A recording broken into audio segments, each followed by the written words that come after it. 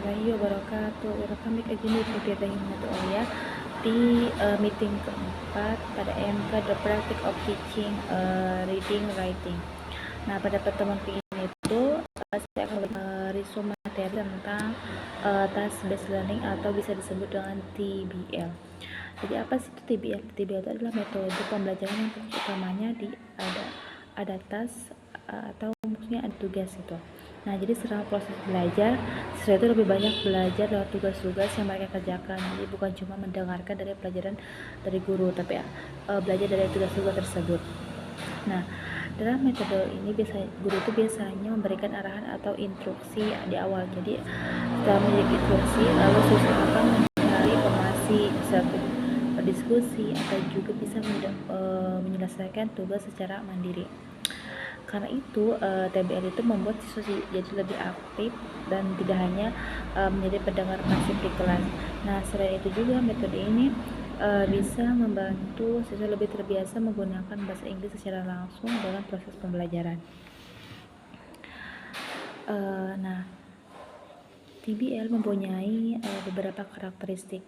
Di antaranya adalah fokus pada komunikasi yang menggunakan bahasa target, itu bahasa Inggris.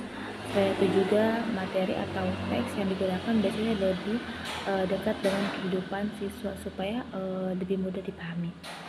Nah, TBL juga menekankan pada proses belajar daripada hasil akhirnya saja.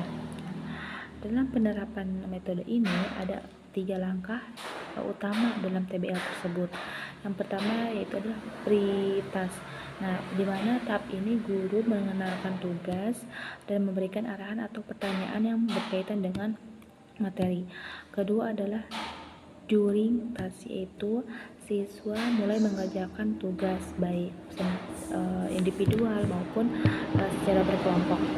Nah, di tahap ini siswa bisa belajar dan mencari informasi sendiri lewat task yang diberikan. Terakhir adalah post task, di mana itu tahap ketika siswa mempresentasikan hasil tugas mereka dan guru bisa melihat sejauh mana pemahaman siswa terhadap materi yang sudah diajarkan. Nah, apa sih kelebihan metode TBL itu? Salah satunya menjadi siswa sistem belajar dan student centered learning. Jadi selain itu siswa juga bisa belajar bekerja sama, berdiskusi atau lebih aktif berkomunikasi dengan teman maupun guru. Nah, proses belajar juga menjadi lebih seru dan tidak monoton karena siswa langsung terlibat dalam aktivitas pembelajaran. Akan tetapi metode ini juga mempunyai kekurangan. Nah, setiap metode itu pasti punya kelebihan dan juga kekurangan.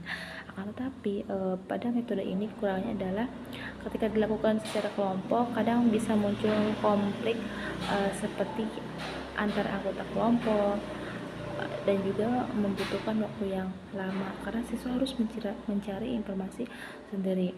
Atau untuk siswa yang malu, kurang percaya diri, kadang mereka juga merasa takut untuk ikut berpendapat saat diskusi. Jadi kesimpulannya itu adalah task based learning itu cocok digunakan untuk young learners karena membuat pembelajaran lebih aktif, interaktif, kreatif, dan juga membantu siswa lebih terbiasa menggunakan bahasa Inggris dalam kehidupan sehari-hari. Mungkin hanya itu saja yang bisa saya sampaikan. Kalau lebihnya, assalamualaikum warahmatullahi wabarakatuh.